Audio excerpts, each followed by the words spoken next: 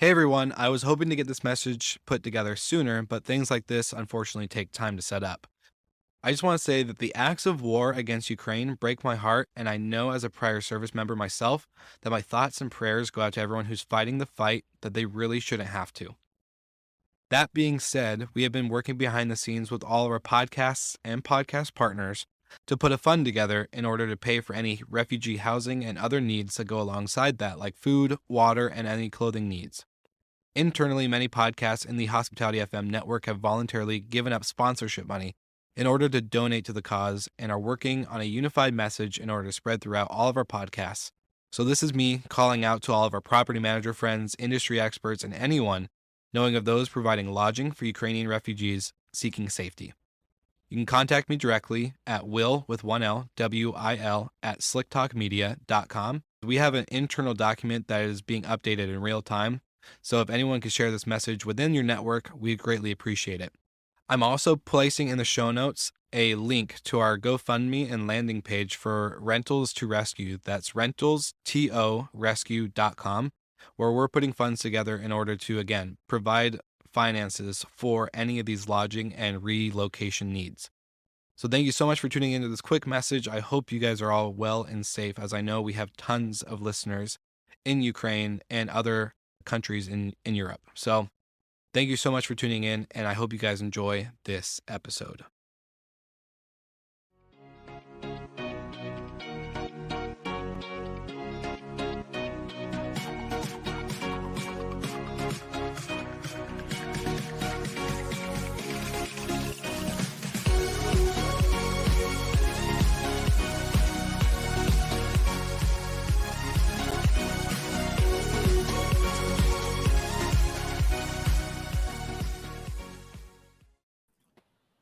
All right. Good morning. The dynamic duo instead of the trio this week.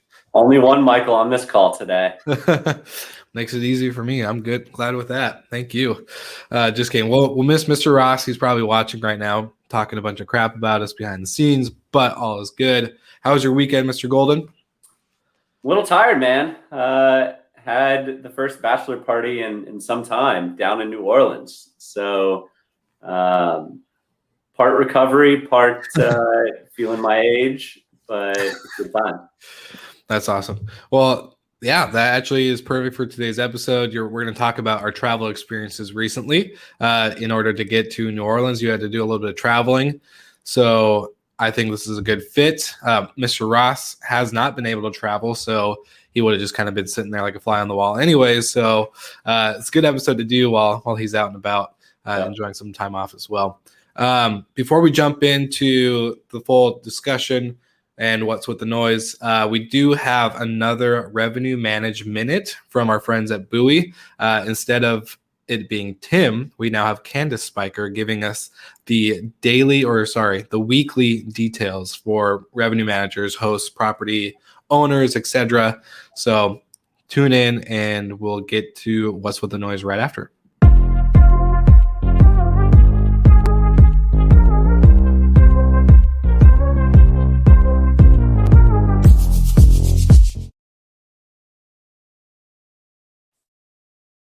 Revenue managers across North America are wondering if recovery summer is truly upon us. Well, it depends on where you are. Louisville, for instance, is opening doors to regional travelers May 14th through 15th, with concerts and a big basketball championship scheduled for the weekend. Same goes for June 11th, where a youth volleyball tourney marks the highest priced night of next month. Dallas events are a hit or miss. A rescheduled concert and an auto show are elevating rates June 22nd through 24th. Revenue managers shouldn't overshoot August 17th, though, because the ASAE National Conference has been scaled back this year. Finally, to Montreal, where we lost both the Grand Prix and Oceaga in recent weeks, but there's no need to panic. We anticipate elevated leisure travel over July and August, giving you plenty of opportunity to make up for lost ground. This has been Candace Spiker with Bowie's 60-second forecast.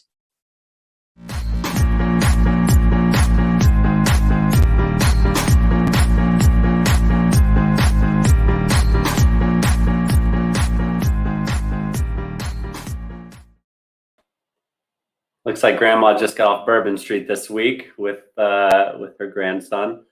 But this week, pretty big news. Sonder's been talking about going public for a while. The dollar amount was announced, and the SPAC was also announced, $2.2 billion. This is a great sign for the short-term rental industry in general, and really the travel industry. But this marks the second major multi-billion-dollar IPO or public offering, at least this year or in the past 12 months for the short-term rental segment. And all signs point towards Vacasa joining the ranks by the end of the year. So really a mark of the times, a sign of the times for the industry and its professionalization, legitimization, and future funding of the space. So there's a lot of opportunity, a lot of money flowing into the space since travel has started to rebound. And the shift in consumer behavior and consumer demand is certainly benefiting drive-to markets, so hotels and short-term rentals in those markets, and then short-term rentals in general for longer stays, flexible housing, and generally just family travel. So exciting times. Congrats, Sonder. Wish you guys luck. But all in all, rising tides raise all ships. So good for all of us within the segment. Couldn't agree more. That's where I think it's about to get really exciting as more stuff like this happens. More spotlights are hitting not just hospitality, but overall, like you said, short-term rentals. So I think, and it's interesting.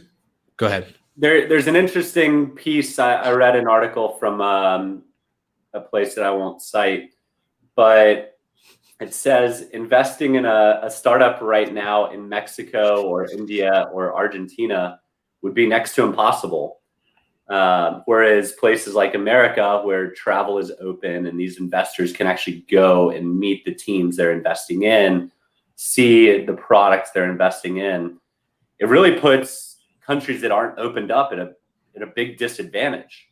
You know, Canada, for example, you can't go in and out. Australia, you can't go in and out. Like they have funding that they can get within their own countries, but external financiers or investors just, it's going to make it tough. They're going to be 2 or 3 steps behind the US and the UK, really, especially on travel investment. And it's kind of a shame. A lot of good things. Oyo has come out of India, right? A lot of big things have come out of places that are not the UK or the US. Heck, even Sonder started in Canada. They ended up in San Francisco, but lucky for them.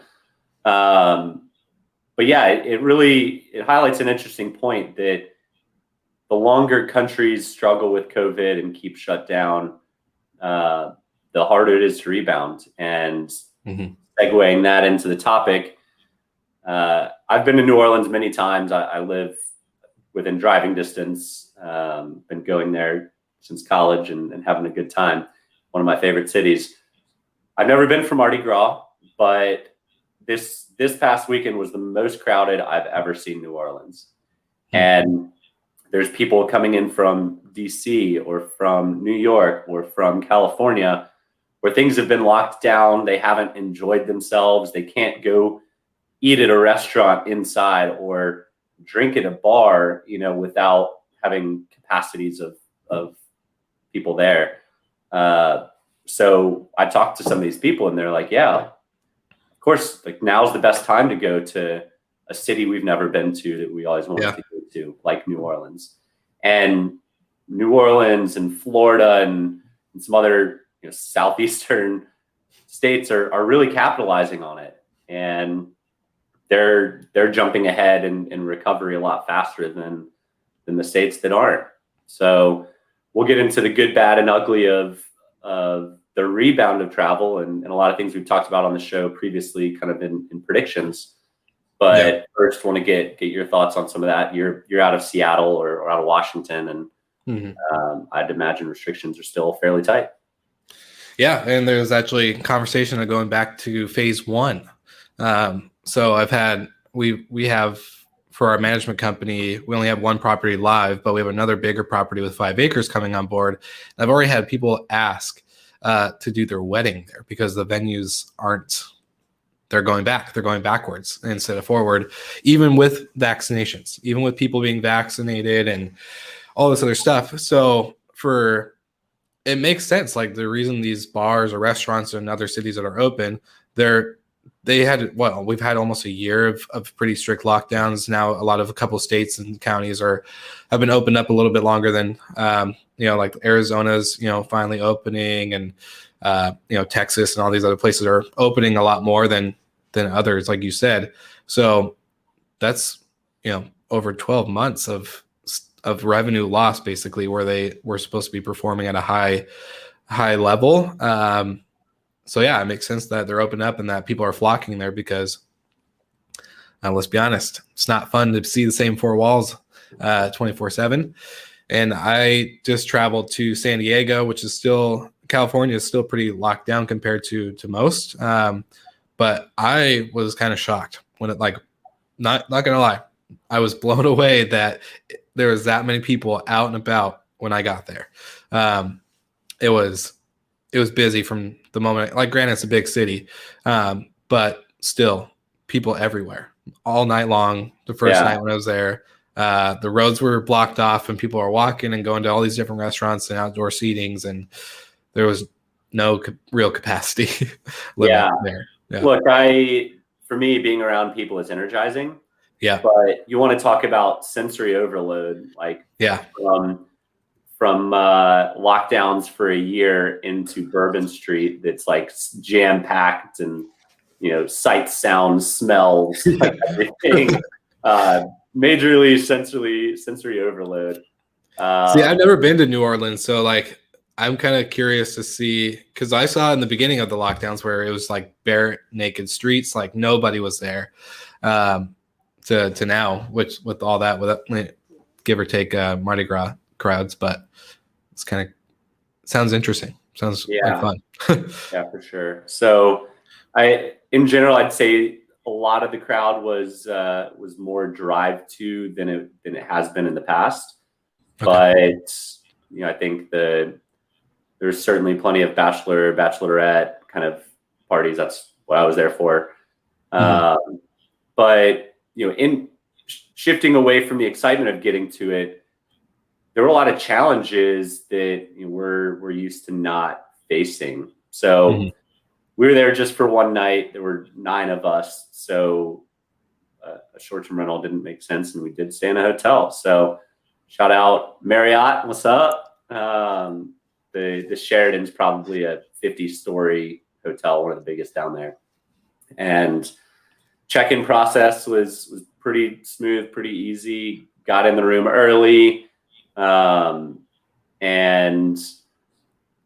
you have to valet there pretty much. There's no parking. So access was good. Welcome emails, all that. Download the app. Not sure why I had to download the app, because they don't have like the ability just to walk to my door. They don't have the mobile check-in. No, they have a mobile check-in, but you still have to go get a key anyway, so it doesn't save you any time. It's kind of pointless.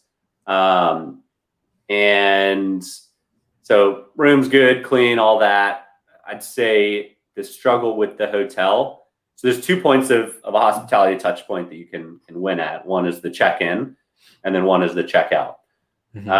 On the way out to valet, for them to pick up our car, took them 45 minutes. Sunday morning, everyone's leaving.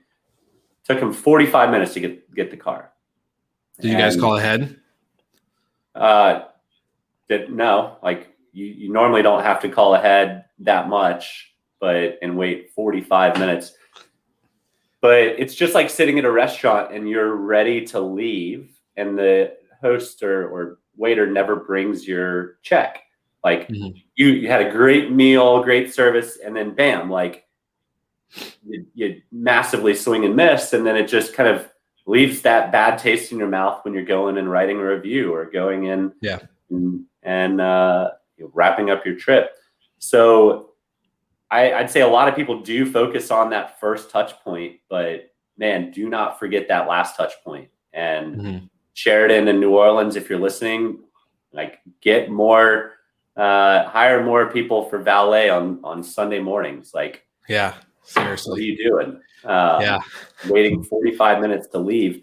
If we had a rental car and had to get to the airport, like, Yeah. might have missed our flight. Like, I wouldn't build a 45-minute buffer in to get Well, and that's the thing too.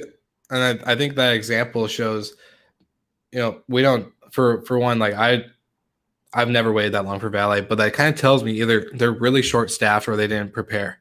And I'm curious to know how many people or how many other hotels are struggling again to find a simple position such as valet. Like, did you see any kind of, like, just kind of curious, out of any job or like help wanted, anything there? Nothing, like, no, we're hiring type statements? No. Interesting. Yeah. No, I mean, it was probably, if it's 50 stories and I don't know, 20 rooms a floor, like, Sounds it's a pretty huge hotel, and they had Yeah. two people working valet. Like, Yeah. if you have, Yeah. and half the place is probably turning over on Sunday morning. Yep. So 100%. bring in 10 valet people, like, make Yeah. this move.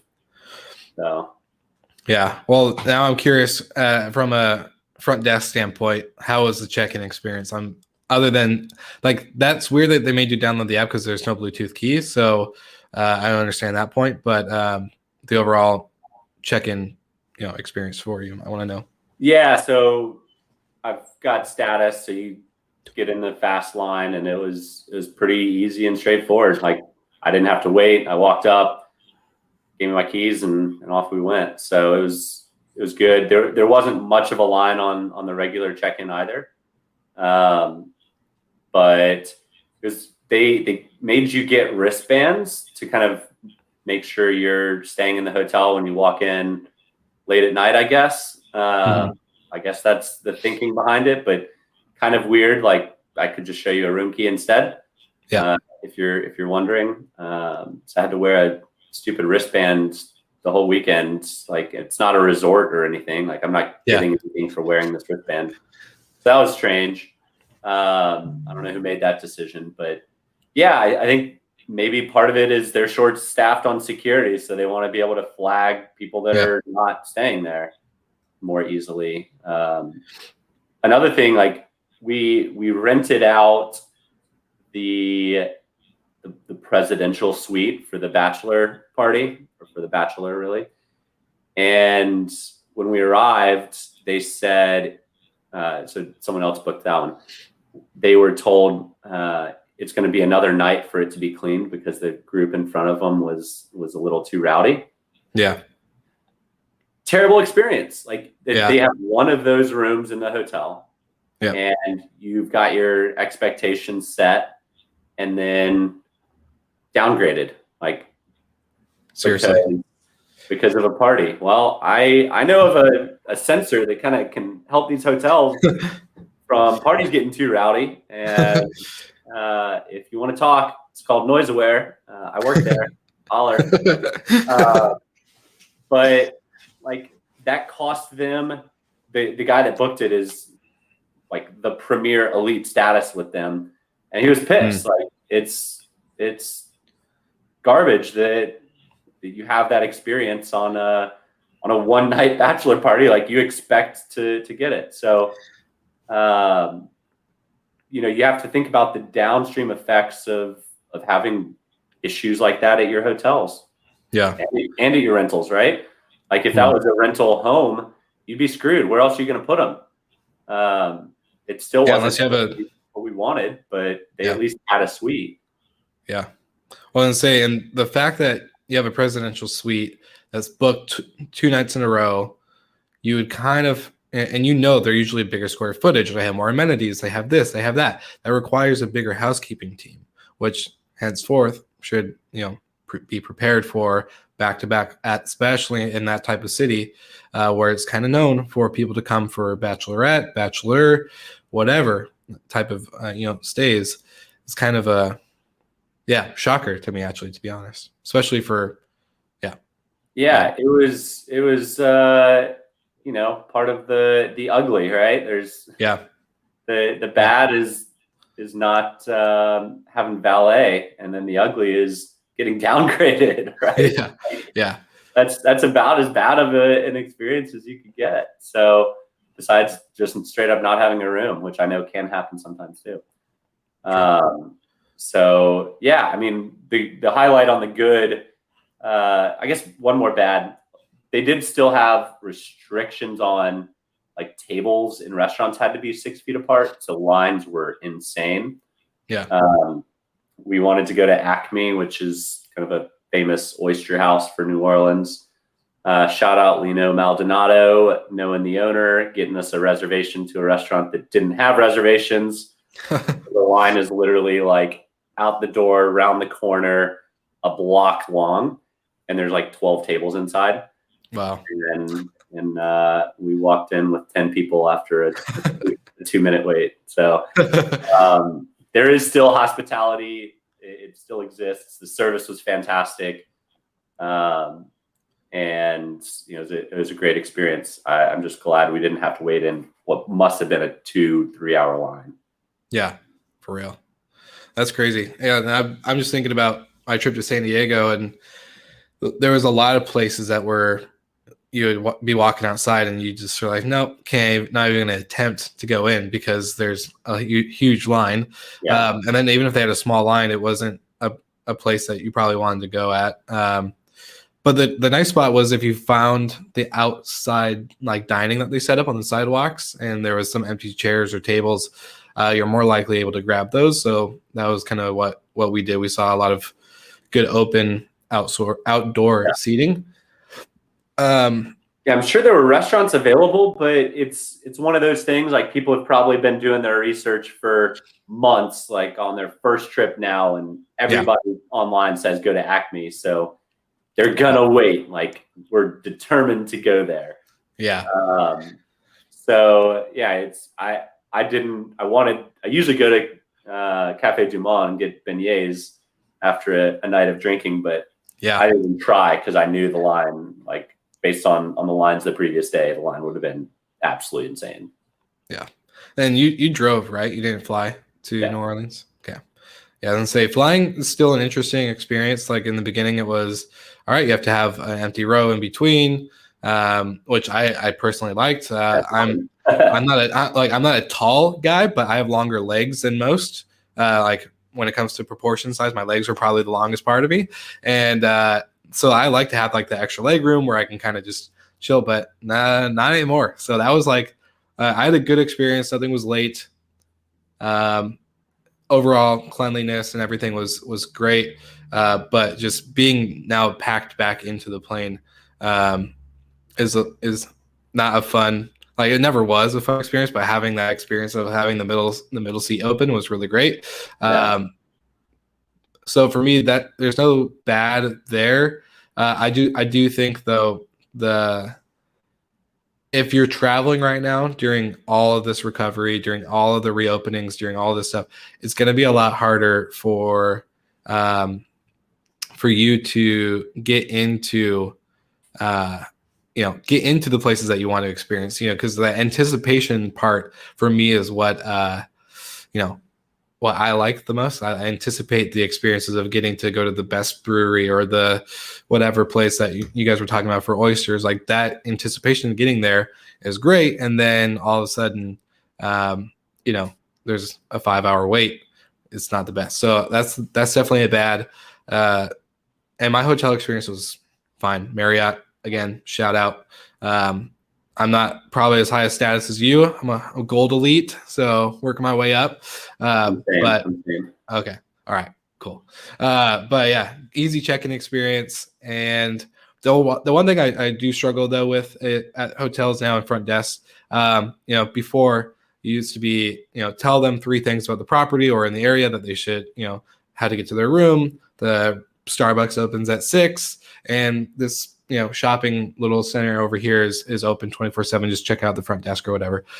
Usually that type of stuff is there. I haven't been getting that at all. Like it's like, all right, you're on 12th floor in a corner room due to your preferred room type on your profile. Training, right? Probably not the Yeah. training that they're used to getting. And you lost a bunch of staff during COVID. And so without the training or without the education from hotel.school, Ross, then it is ultimately a worse experience. The Sheraton, they had a piece of paper that basically had like 50 restaurants listed on it.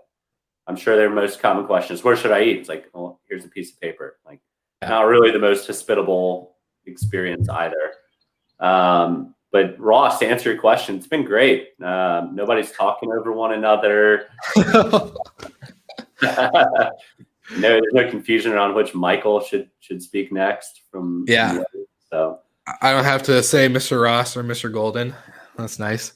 For anyone who's listening and not watching on the live or the replay, we have Mr. Ross commenting in on YouTube saying, how is the show going today without him? And like when Mr. Golden was gone the last time, we did miss you. So for this time, Mr. Ross, we miss you too. Kind of. Just enjoy your time with your family. Yeah. Enjoy the family time.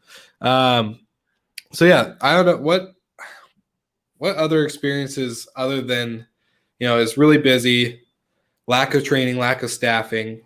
What type of other stuff? Like I want to focus on, like, there's got to be more good. I think we've said quite a few, bad or ugly, but I think there's tolerance for not perfection right now because you just are excited to be out and about. So, I mean, advice is plan extra time, get there ahead, make reservations if you can.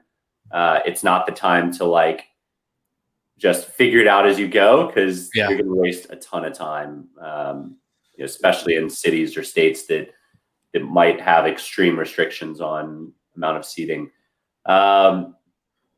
Get there early, plan ahead, and be flexible and be tolerant. And I know we tried to, wherever we went, tip really well, knowing that a lot of these folks were probably trying to play catch up from the past year. So I think everyone's doing their best. So don't get frustrated and be patient and understand what's going on. And those of us in the industry, it's easy for us to understand, but make sure your friends and family know when they travel, it's not like it used to be, not yet. Yeah, totally agree. I love that. That's the one thing, no matter what, even pre-COVID, telling friends and family, like, hey, when you're traveling, here are the good, know-hows or go-to things I always ask or suggest. But then it always comes down to make sure, like, the better you treat everybody in life in general, but the better you treat everybody at the hotel, at the restaurant, in whatever department, the better off you're going to be, unless that person's just a jerk. But yeah. Nice.